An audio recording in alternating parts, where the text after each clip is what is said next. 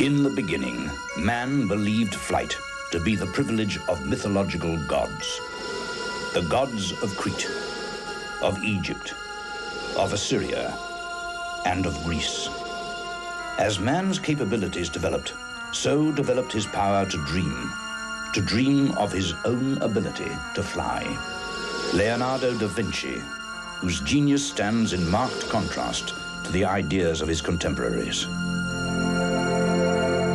If it were not for the dreams in his fertile mind and the dreams in the minds of generations that followed, there would have been no tomorrow.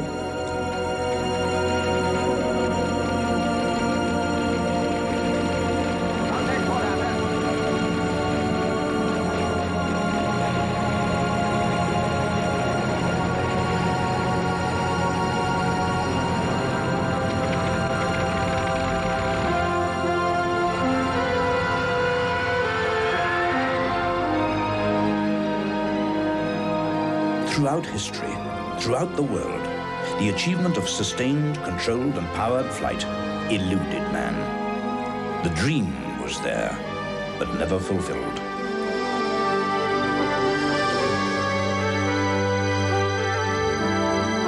Sir George Cayley, with his revolutionary wing designs, solved the problems of lift. Steam and clockwork planes followed in 1857. Mosaiski's 1884 steam plane almost succeeded. Then, in 1903, the Wright brothers flew and created fresh dreams in the minds of the young.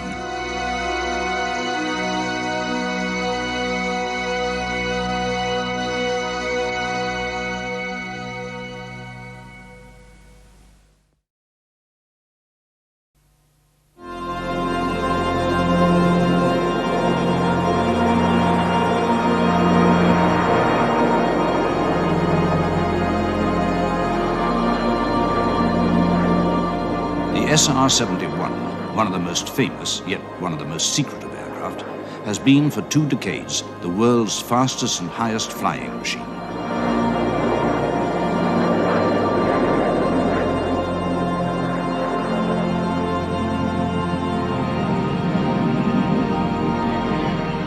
Produced by the Lockheed Corporation, it's a far cry from the first designs of the company founded by the 2 brothers Malcolm and Allan Lockheed in 1913. Raised on a ranch in Alma, both had developed a keen interest in mechanics and worked in the early automobile industry. But flying had caught the imagination of Allan, and in 1910 he became first a self-taught pilot, then an instructor, and finally went into barnstorming, until a disagreement with a telegraph pole ended that career.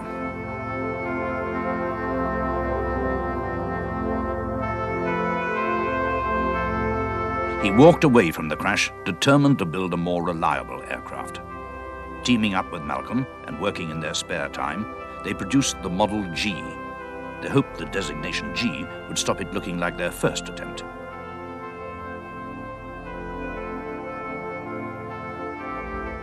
Using the plane to give joy rides around San Francisco Bay at $10 a time, they made 600 trips, and with the profit of $4,000, they moved to Santa Barbara to set up the Lockheed Aircraft Manufacturing Company.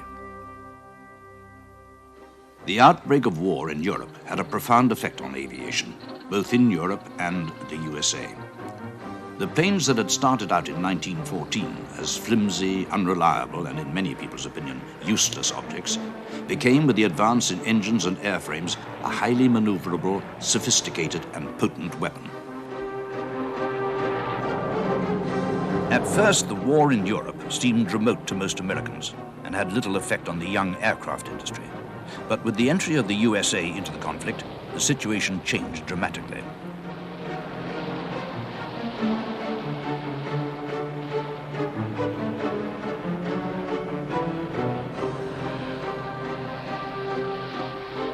The demand for combat aircraft was outstripping supply.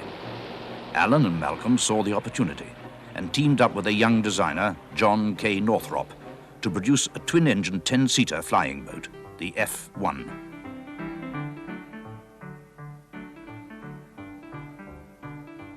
The hoped-for naval orders did not materialize. Instead, they were offered subcontract work to build 2 Curtiss H-2Ls. At the end of the war, they had great hopes of breaking into the civilian market, but this was flooded with cheap ex-war surplus planes, and in 1921, the Lockheed Company went out of business. The partners went their separate ways. Malcolm to develop his highly successful hydraulic brake system with Chrysler's.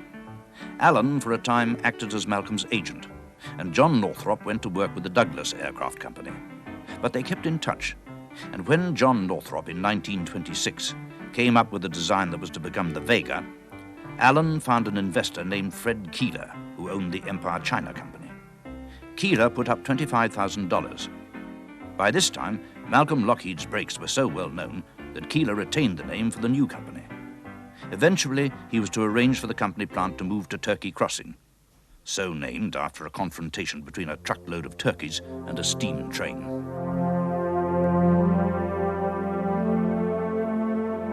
"50 men were employed, mostly carpenters, for the Vega was to be an all-wooden aircraft.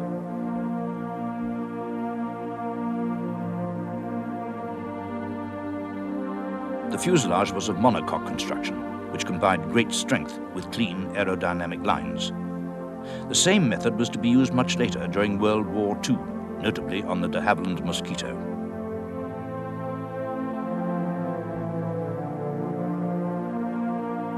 The Vega first flew on the 4th of July 1927 and became an instant success, and production was then moved to the new Burbank plant in 1928. They had produced the right aircraft at the right time. Some 20 were ordered, and the workforce increased to over 200. Variants followed: the Air Express, the Sirius, and the Orion. Because of their robust construction and speed, they became the chosen planes of many long-distance flyers. Captain Frank Hawks created a New York to Los Angeles record in 19 hours non-stop.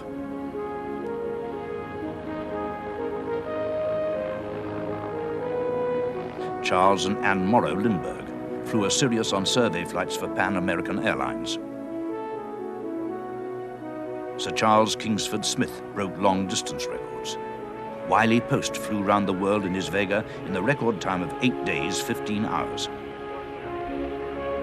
Amelia Earhart made the first solo crossing of the Atlantic by a woman. The legend was growing. It takes a Lockheed to beat a Lockheed.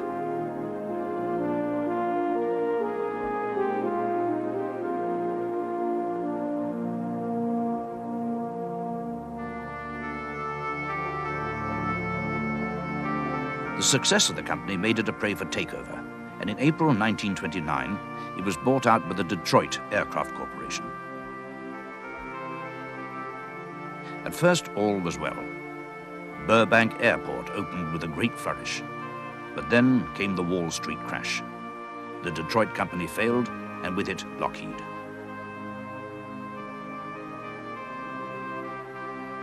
John Northrop went on to found his own company, and Allan Lockheed remained in Burbank to try to salvage what was left of the business. Allan became a real estate agent after he had sold the company, and I actually bought a house from him. But the team that came in, headed by Robert Gross, contained Hall Hibbard, who was the vice president of engineering in those days, Cyril Chapelet, who was his finance and administration man, and that team had many others, of course. I shouldn't say many. There were maybe all of 10 or 15. And they involved one man that came with the company, Carl Squire, who was the marketing manager, if you will. We didn't call him that in those days, but he was the salesman. And the team put together quite a lot of different ideas to carry the company from its wooden airplane legend, if you will, and the production for that matter, into the all-metal world, which they could see coming. The result was the Electra, an aircraft that was to change the fortunes of Lockheed.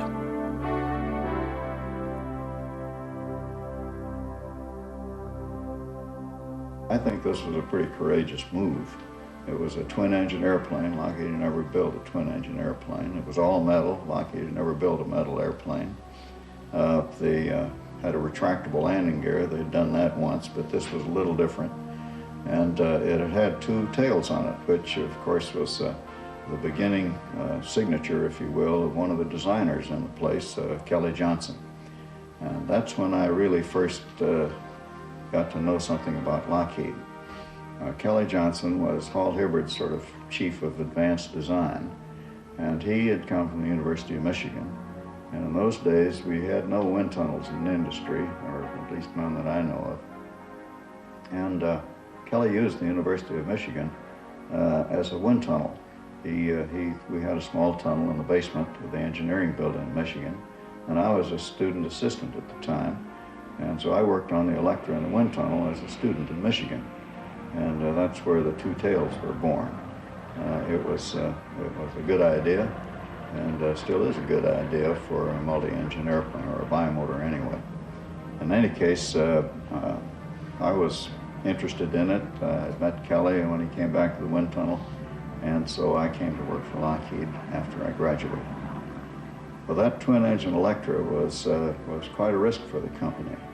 The company had been bought for $40-some-odd thousand, and the development time for this airplane was certainly well over a year or so, which was pretty short. And it was a very successful airplane. It fit a niche in the market and continued to fill a niche in the market, and was actually the foundation of the company. Howard Hughes flew an Electra around the world in the record time of 3 days and 17 hours. Tragically, Amelia Earhart lost her life over the Pacific when her Electra ran out of fuel while attempting a round-the-world flight.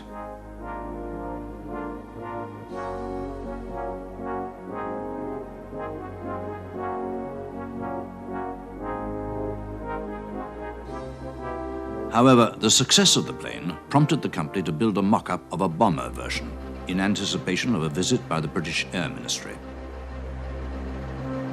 The British were impressed and ordered 200 aircraft on the spot, and as many more as could be delivered by December 1939. It was the largest single order ever received by the American aircraft industry. Doubts were expressed about the ability of Lockheed's to meet the deadline.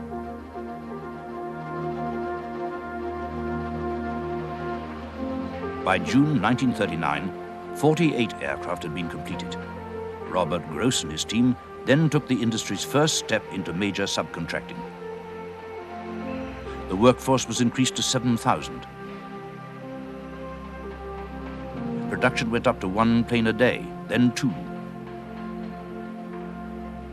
The 250th came off the line 7.5 weeks ahead of schedule. Then the Australians placed an order for 100 Hudsons, and at the same time the British placed a further order for 200.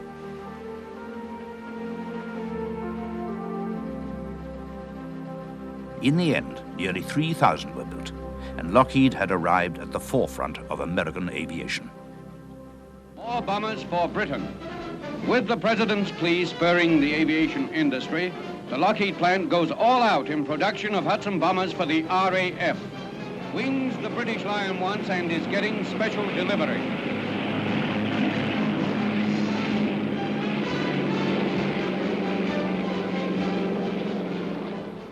From across the Atlantic to somewhere in England comes a giant American bomber, one of scores now being ferried over the sea.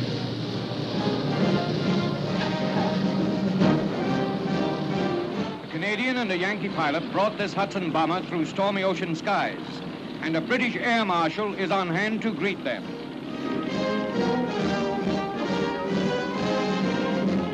The American flyer's a mighty welcome visitor. This hands across the sea stuff means something.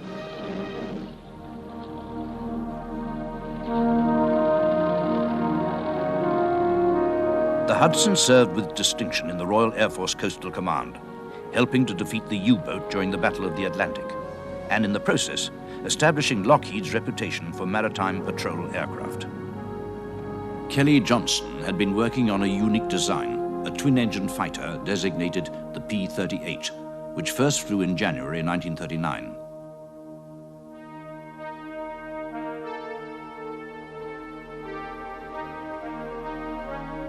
It was a radically new concept, with its twin booms, tricycle undercarriage, and armament concentrated in the nose.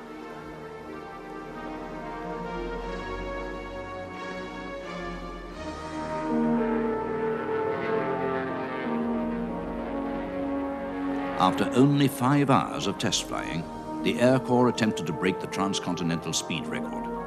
But the aircraft, having reached over 400 miles per hour, crash-landed on a golf course. Had trouble with the P-38.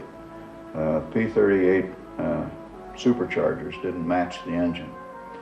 And in those days, the government furnished all of this equipment. The government furnished the wheels, tires, brakes, instruments, engines, props, superchargers.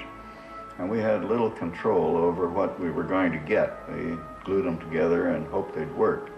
Well, the P-38 was lucky. Lockheed was lucky. Because as an escort, the P-38 wasn't much of an airplane.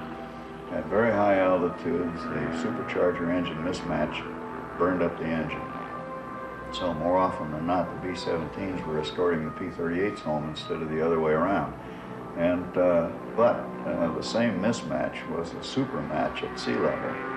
You could overboost the engine until it couldn't stand it any longer, and it had 50% or more power than it was designed for. And it made a wonderful ground attack fighter. And with the armament it had in it, where it had 4 50 caliber guns and a cannon in the nose, you sort of perforated a hole in the side of the tank and blew the middle out of it. And it was a very effective ground attack fighter, and that's where it was good for the entire war, Pacific and Atlantic.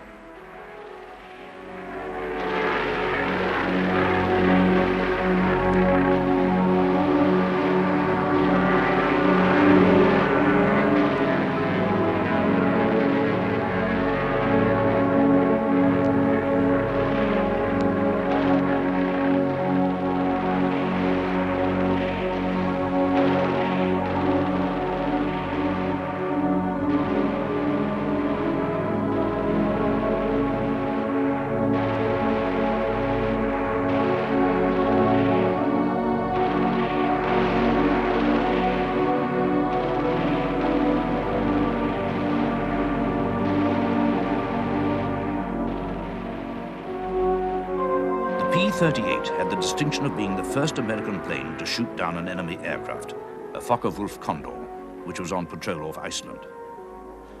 Lockheed's were to produce over 3,000 P-38s and nearly 4,000 P-38-1s.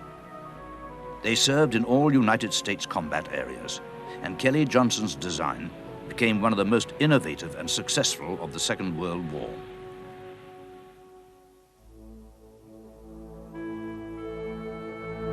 With wartime expansion, Lockheed's had now taken over the whole of the old Empire China Company's site, and work then went ahead to create one of the largest aircraft production units in the world.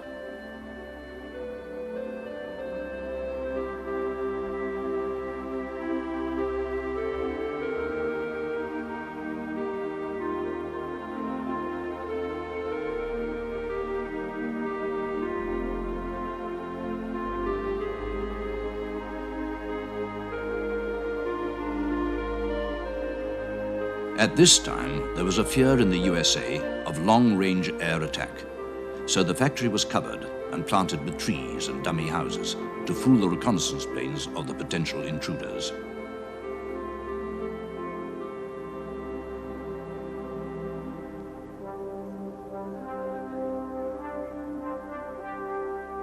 Besides work on their own aircraft, Lockheed also undertook subcontract work for Boeing, building B-17s.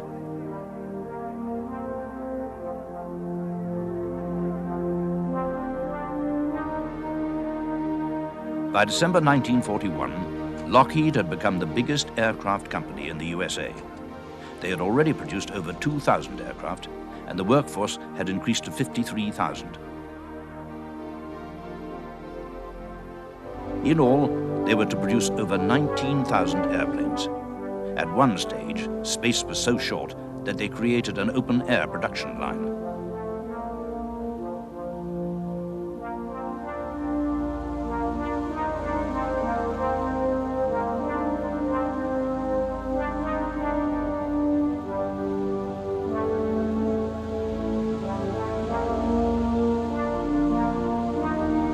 It was at this time that Lockheed developed the Hudson into the Ventura for the US Navy, at the same time continuing to produce the P-38s.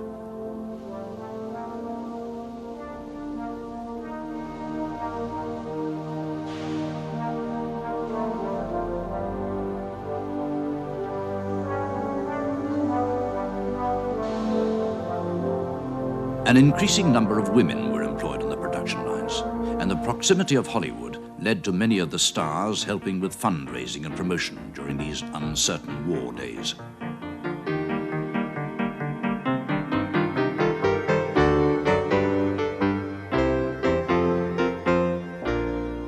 But by the end of the war, the inevitable decline in the workforce meant it shrank by nearly half. Fortunately, it was to be cushioned by a new aircraft, the C-69.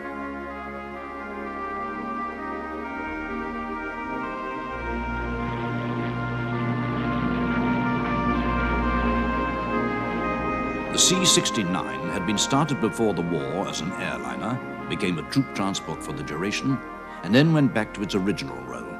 And between VJ Day and the end of 1945, over 100 were ordered, and the C-69, or Constellation, together with Boeing's Stratocruiser, became the main long-haul airliner of the post-war decade, helping the United States to be the dominant Western aircraft manufacturer.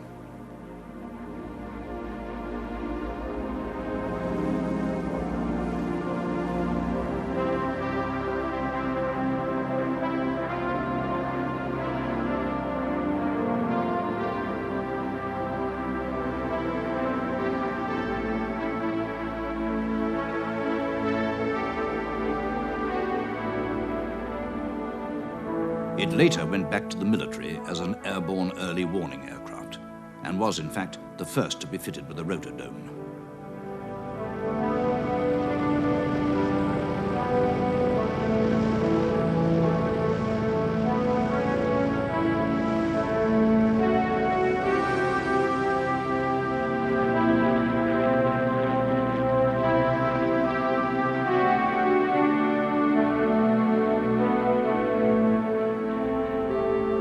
Johnson and his team had been working on Lockheed's first jet at the highly secret Skunk Works.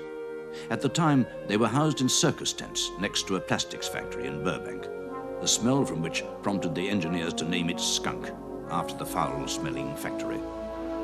The plane that emerged was the P-80, the Shooting Star.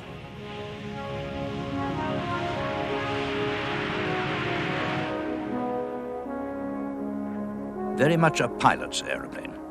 Test pilot Herman Salmon said of it, "I push my throttle ahead and I go. I pull it back and I don't."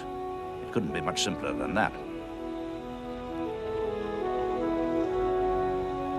In 1945, it was chosen to equip frontline pursuit groups of the United States Air Force, and in June 1947, it established a new airspeed record of 623.8 miles per hour.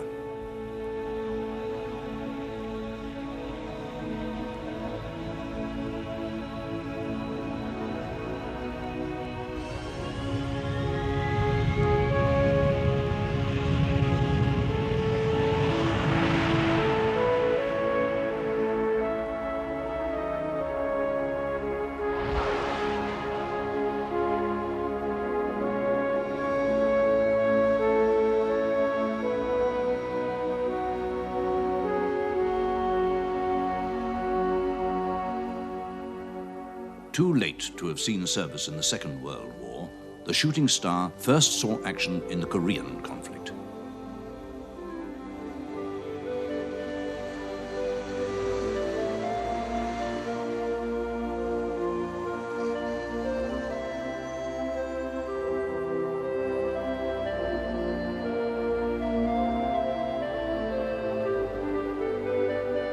In the first 7 months alone, over 26,000 sorties were flown in fighter and ground attack roles, and 94 enemy aircraft were destroyed in the air. Long-range versions were also used for reconnaissance work.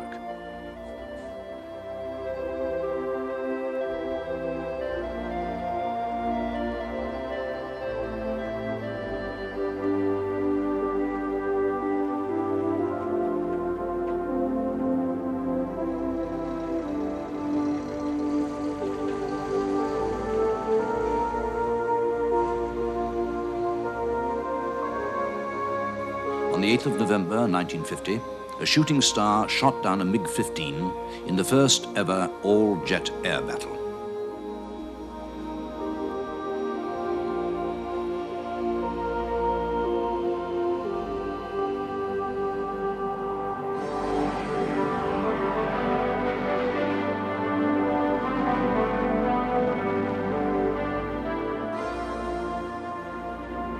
The success of the shooting star led the United States Air Force to order a training version, the T-33. It was to train 9 out of 10 Air Force pilots.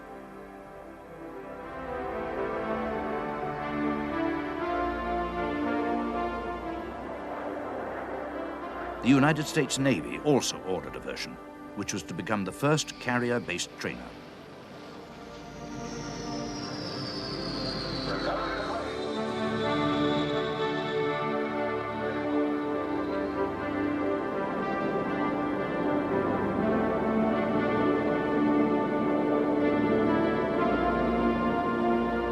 Lockheed's continued to develop jet fighters, and the F-104 Starfighter, in which Colonel Howard Johnson established a new altitude record of 91,243 feet, proved yet another milestone.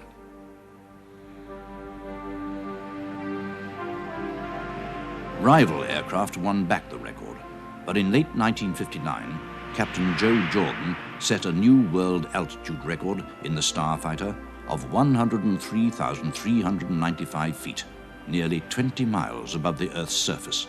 It fringed on space.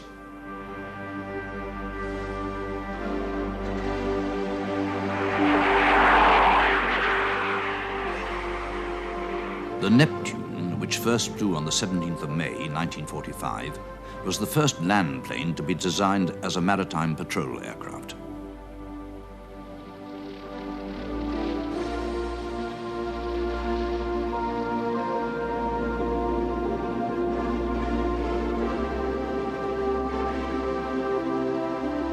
It remained in production until 1979, with over 1,100 being built. And for 16 of those years, it held the world's long-distance flight record for a petrol-driven propeller aircraft.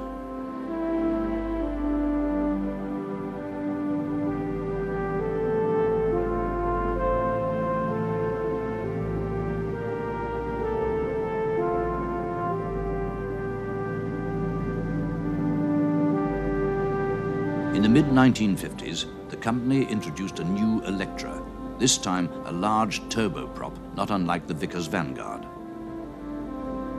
Both Electra and Vanguard failed to live up to the high hopes of their companies, as they suffered from the introduction of the new short-haul pure jets.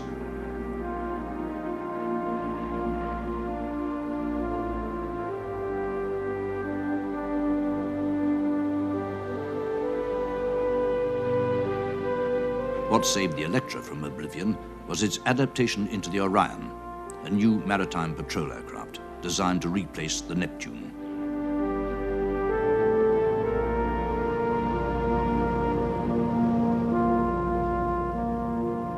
Over 500 Orions are in service in the USA, Australia, New Zealand, Norway, Iran, Japan, the Netherlands, and Spain. After 30 years, it's still in production.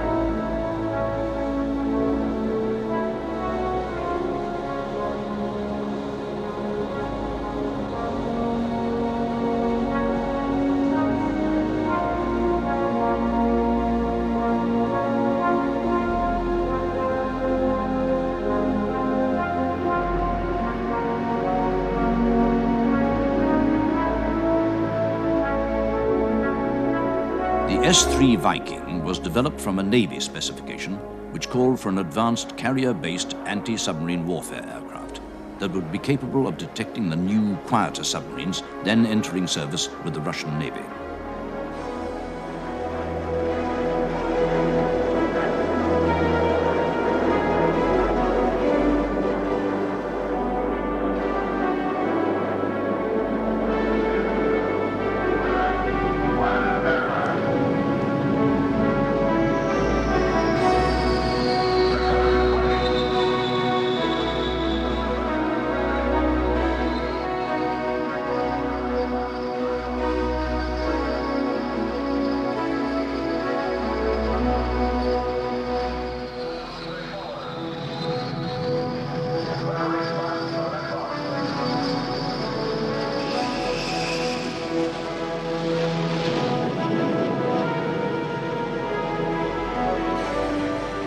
With its 4-man crew, the Viking is one of the most completely automated aircraft flying, its main computer performing the majority of tactical calculations. It equips 13 squadrons of the US Navy and is the mainstay of the USA's anti-submarine detection system.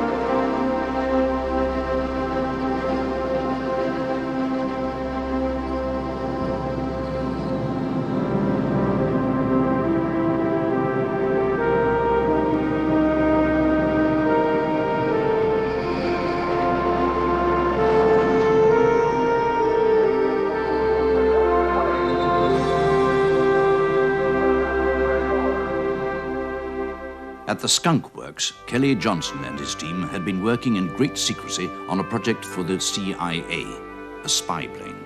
In effect, a powered sailplane, capable of operating at very high altitudes, the U-2.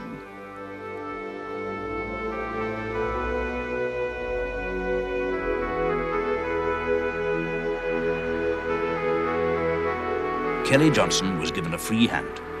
The requirements merely stipulated range, altitude, and provision for equipment.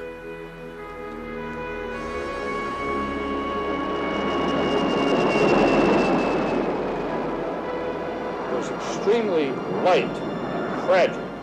It was probably one of the most fragile airplanes that we had ever built at Lockheed, because it had to fly at great heights, up around 70,000 feet, an unheard of height in those days.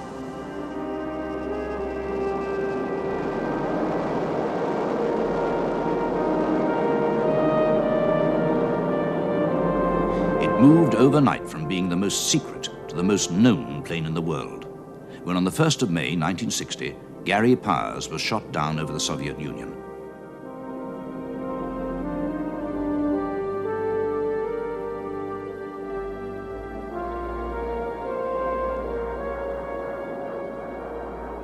Two years later, it was a U-2 that overflew Cuba to set off another crisis between the superpowers. Do you, Ambassador Zorin, deny that the USSR has placed and is placing medium and intermediate range missiles and sights in Cuba? Yes or no? You will have your answer in due course. I'm prepared to wait for my answer until hell freezes over, if that's your decision.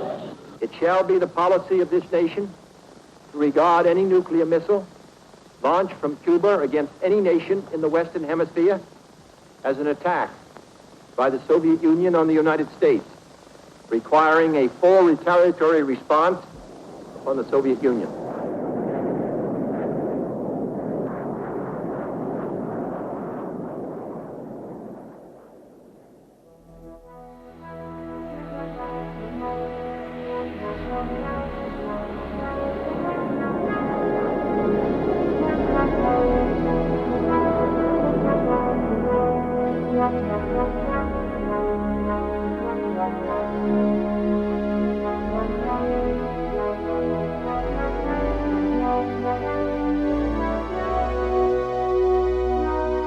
The plane went on to a more placid role, landing on carriers, operating in space research for NASA, and being the first US aircraft to go back into production when it was reborn as the U-3.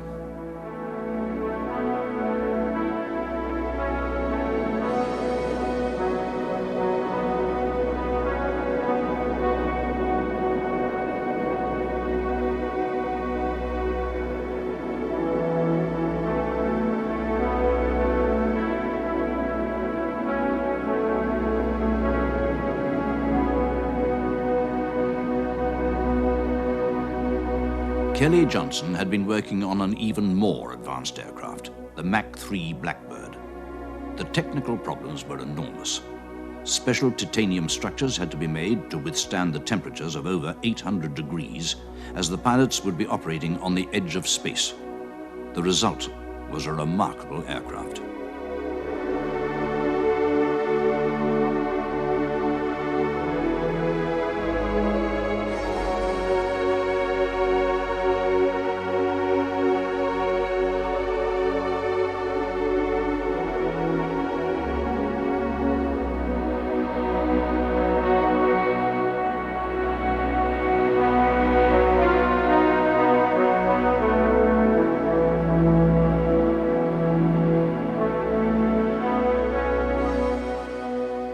SR-71 today holds all of the altitude and speed records that there are, almost.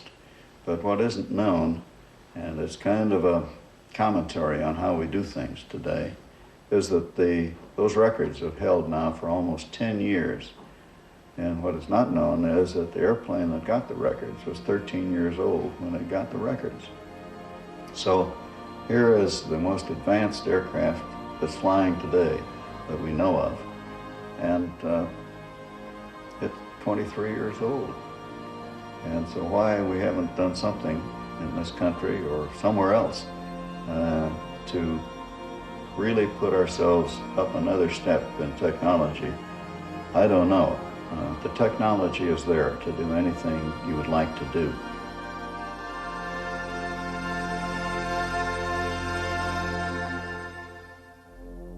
It was the climax of a brilliant career in aviation for the boy who had many years before dreamed of building his own aeroplane, the Merlin 1.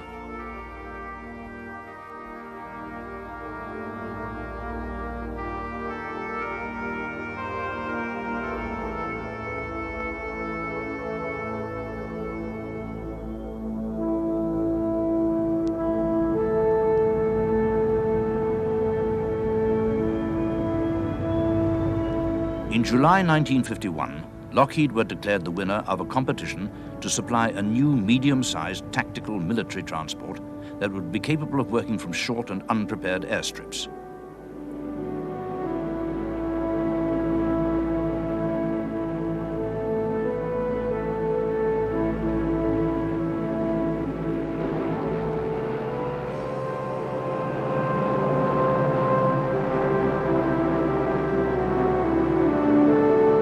The design team under Willis Hawkins had produced the C-130, later to be known as the Hercules. With its 4 turboprop engines and rugged workmanlike appearance, it was to become a classic.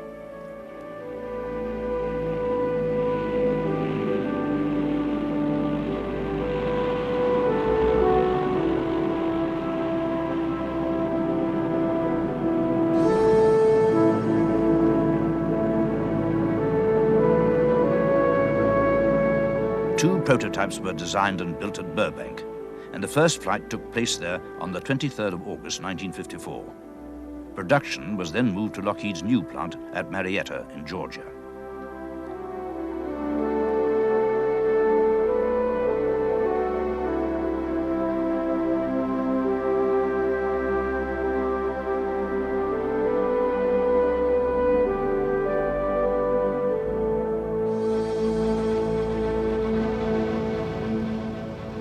It soon entered service with the United States Air Force in a variety of roles. It has gone on to a production run of over 1,700 aircraft in 40 different versions, making it the longest produced transport plane in aviation history.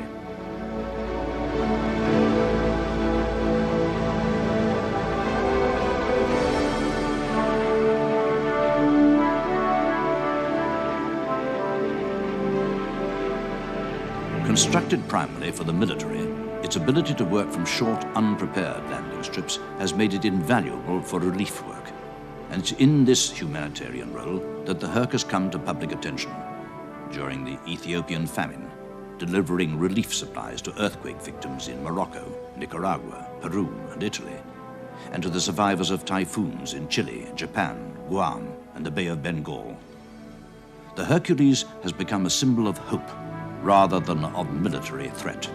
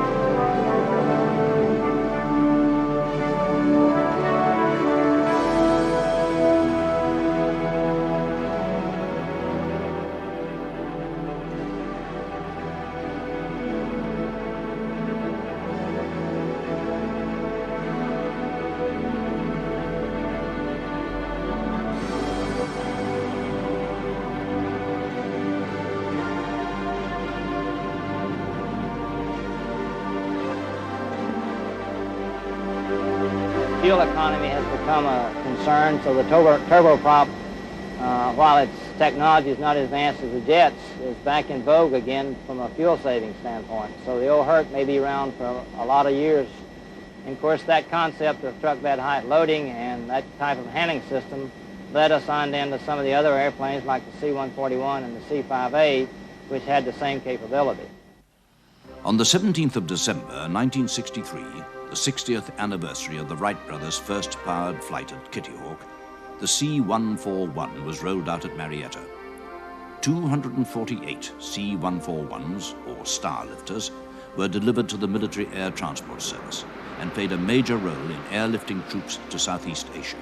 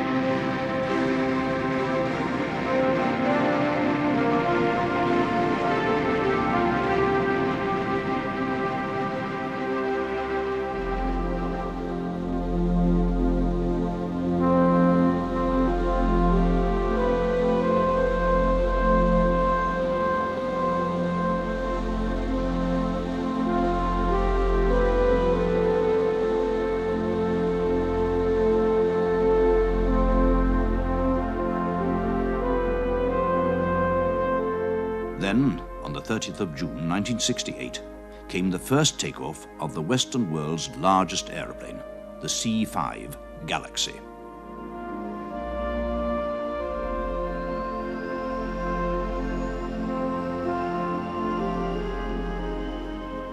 This is the first takeoff of the aircraft. We've applied power to about a 4.46 EPR. The gross weight of the aircraft is 497,000 pounds. The acceleration speed, although it certainly doesn't look like it here from the outside, the elevator comes back at 126 knots. We lift off and away we go. We ease the nose back after we've lifted the airplane off and pick up speed to about 150 knots, and at this point you see me steepening up the climb to hold a best climb speed of 140 knots for this aircraft based on the data that we have. Dropping out of large-scale civilian aircraft production and concentrating on today's military needs, Lockheed Corporation, as it had now renamed itself, pioneered the way with stealth technology, which has more than proved itself in a variety of conflicts. In April 1991, Lockheed won the competition to produce the F-22 along with General Dynamics and the Military Aircraft Division of Boeing. Raptor 4001, seen here undergoing its third test flight at Edwards Air Force Base, was rolled out on the 9th of April 1997, having been put together like a high-tech jigsaw, with each piece being produced separately. The main fuselage was completed at Lockheed's Marietta plant in July of '96. The mid-fuselage came from Fort Worth 2 months later. The aft section was airlifted from Boeing a month after that, and the wings, also from Boeing, were completed the following month. The F-22 Raptor will be the U.S. Air Force next-generation air dominance fighter for the early part of the 21st century, and has been specifically designed to replace the McDonnell Douglas F-15 Eagle. 750 aircraft were originally planned, but due to various budgetary cuts, only 450 are expected to be built.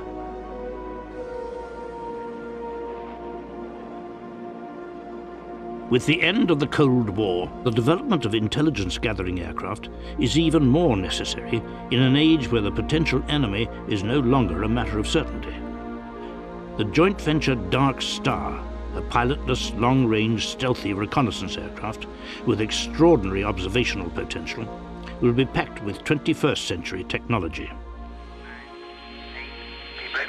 In the coming century, thousands will be doing business in space. One team, Lockheed Martin, has been chosen by NASA to lead the way in what can only be the next great adventure of flight. The 10th of February 1998 saw Lockheed Martin's X-33 Venture Star move from the drawing board to the plant floor when the first major component arrived, a massive 26-foot-long, 5,500-pound aluminium liquid oxygen tank, which will form most of the forward third of the Venture Star.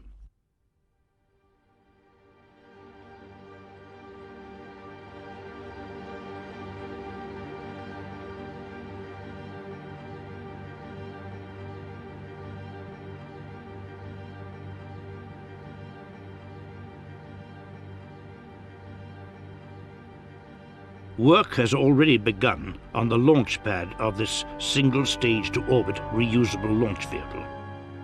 Venture Star flights will demonstrate the technical and financial feasibility of creating a whole fleet of RLVs sustained by the growing interest in a commercial space launch market.